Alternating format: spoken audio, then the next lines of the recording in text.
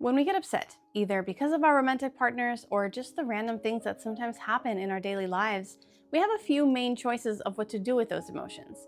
We can bottle those feelings up, which usually doesn't pan out in the long run. We can lash out, spewing that anger or frustration at whoever is unfortunate enough to get in our way, or we can use those emotions to better ourselves and possibly our relationships by taking some time to study what we're really feeling and why. Today, I'm going to give you the step-by-step guide on how to do the process of studying our inner thoughts and feelings.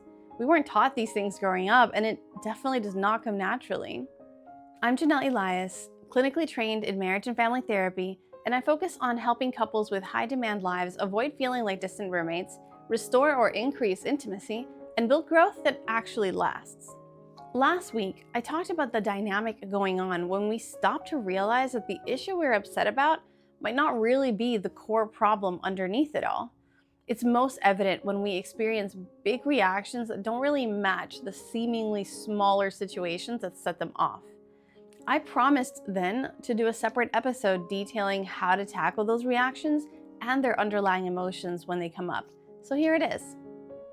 The first step is always going to be to recognize that this is one of those times where our reaction, whether we bottled it up or let it out, is deeper than the situation calls for, and there's probably something else going on here. Then we start by just figuring out what we're feeling right now overall. Are we angry, worried, offended, sad? For some people, just recognizing how we're feeling is already a big enough challenge as it is.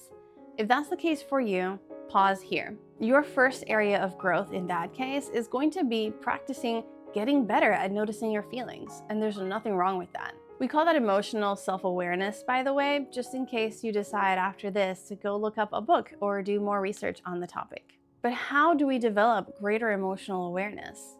Some of the recommended techniques include pausing to mentally scan our bodies and noticing what feelings we're currently experiencing, setting aside moments of self-reflection where we write down whatever emotions we're going through in that moment or throughout the day or week, or pulling up lists of feeling words online and using them as a guide whenever we're at a loss for what to call a certain emotion.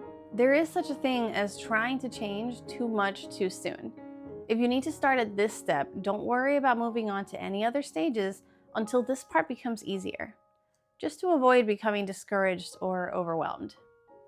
If this is not you, and you're actually already pretty good at recognizing and identifying your own emotions, then the next step in this process of inner work is to start asking ourselves specific questions in order to go deeper. Since what works for one person won't necessarily work for the next, I'm going to mention 3 different ways to go about this, and I'll let you experiment with what works best for you. You could start by asking point blank, where is this coming from?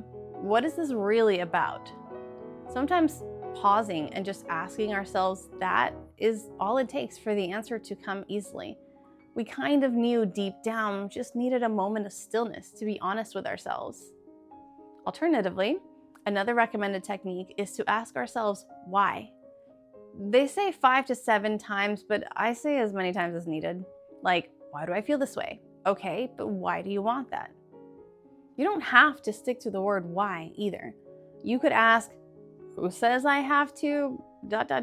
or what caused me to ... whatever the case may be. Just to throw one more at you, another technique that works for some is to imagine that you're sitting down having a conversation with your inner child. What would they say? How are they feeling about all of this? What do they need? Sometimes that can generate some very insightful realizations depending on the person.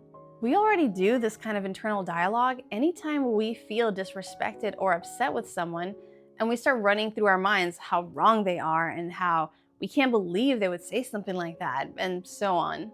The only difference here is that we're turning our gaze inwards towards ourselves this time, rather than internally berating the other person. The point is to keep digging deeper, asking ourselves more and more questions until we finally reach the core of what the problem really is.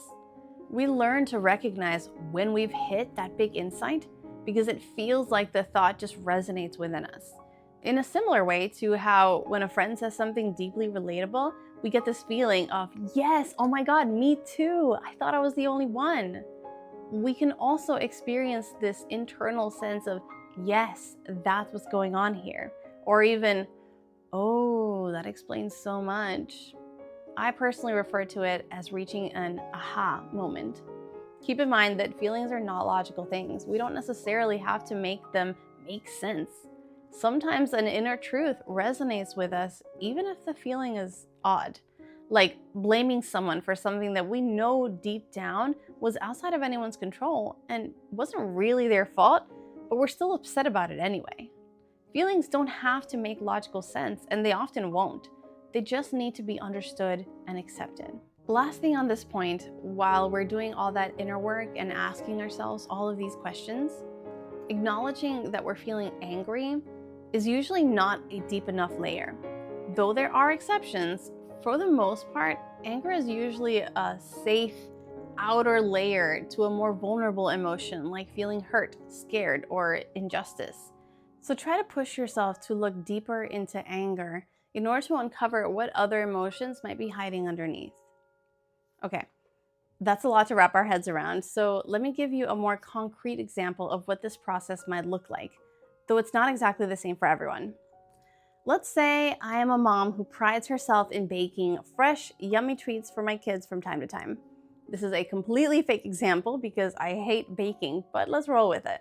So normally when the kids' school asks for donated treats for the bake sale fundraiser, I'd be the first one to volunteer my award-winning ginger snap cookies. But this time, I didn't get the chance to.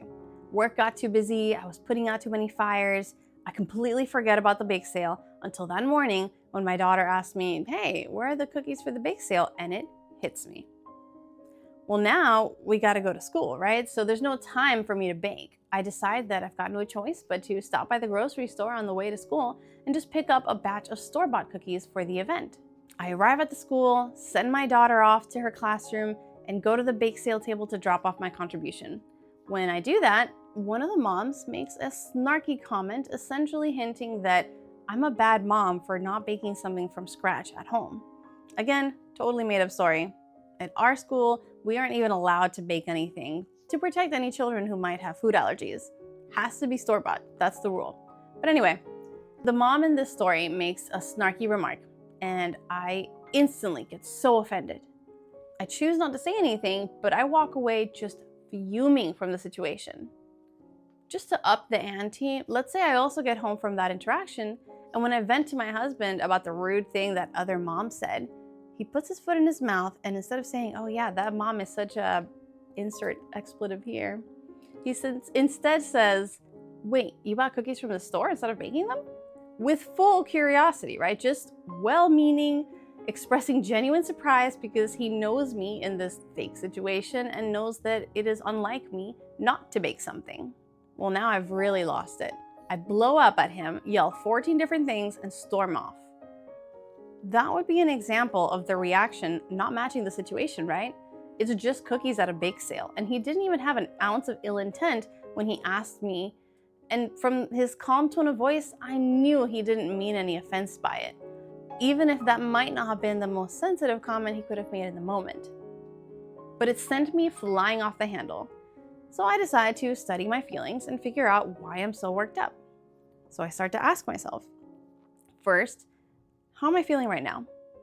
And the first word that rises to the top of my mind is angry. Well, I've been watching these videos, so I know that I should dig a little deeper than that.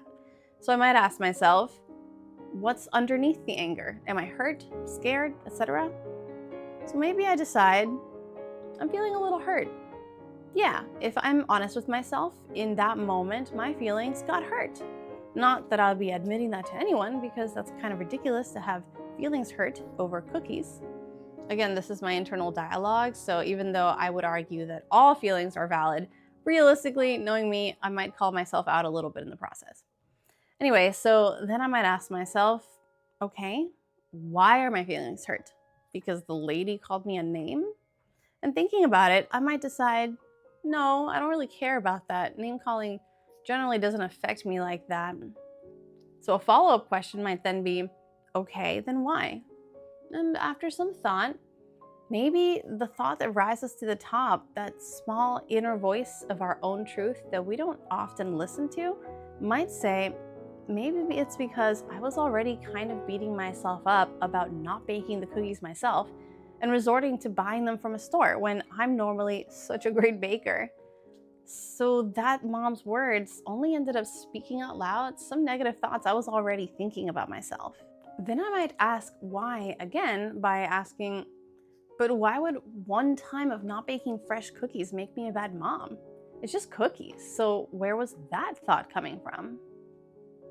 After a moment of silent contemplation, the answer might be because it feels like I'm failing at balancing my career with being a mom.